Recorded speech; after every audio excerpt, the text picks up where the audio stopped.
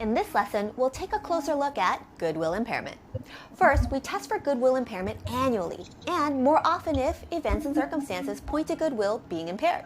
Next, if you're testing goodwill at the same time as other assets, the priority is impair the other assets first before goodwill. Goodwill impairment goes last. When testing for goodwill, you have two options.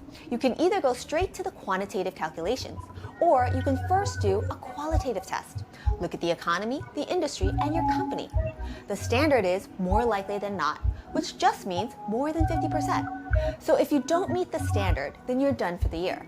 But if you do the qualitative test and it is more likely than not that goodwill is impaired, then you do the quantitative calculations, which gets done on a reporting unit level. And remember, we're accountants, we're doom and gloom. Generally, conservatism allows us to write down assets, but we do not write up assets. That means if the carry value of the reporting unit, what's on our books, is higher than fair value, we write down goodwill to match fair value. But if fair value is higher than carry value, we do not mark up goodwill. There is a limit to accountant doom and gloom.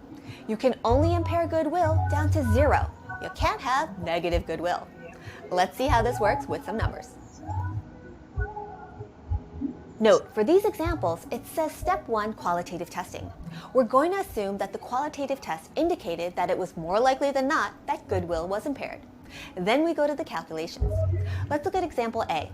Remember, this all gets done at the reporting unit level. The reporting unit's carry value is $205,000.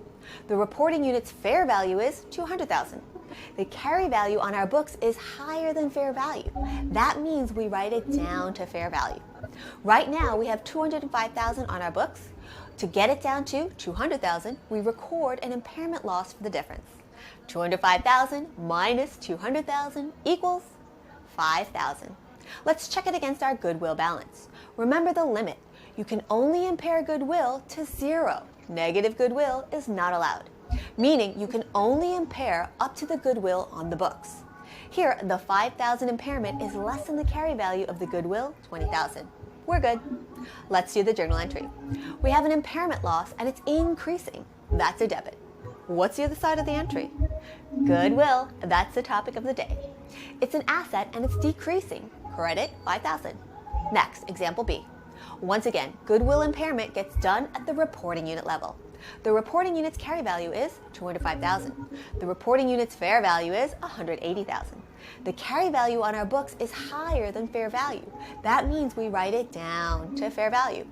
Right now, we have $205,000 on our books. To get it down to $180,000, we record an impairment loss for the difference. $205,000 minus $180,000 equals $25,000. We record an impairment loss for $25,000. What? Oh yeah, the limit. We can only decrease goodwill down to 0. We cannot have negative goodwill. So we're limited to the carry value for goodwill, $20,000. We have an impairment loss increasing, that's a debit. What's the other side of the entry? Goodwill, it's an asset and it's decreasing. Credit, $20,000. Lastly, example C. Once again, goodwill impairment gets done at the reporting unit level. The reporting unit's carry value is $190,000. The reporting unit's fair value is $200,000. The carry value on our books is lower than fair value. That means there's nothing to write down to. And remember, we're doom and gloom. As a general matter, conservatism does not allow us to mark up assets. Then there's nothing to record.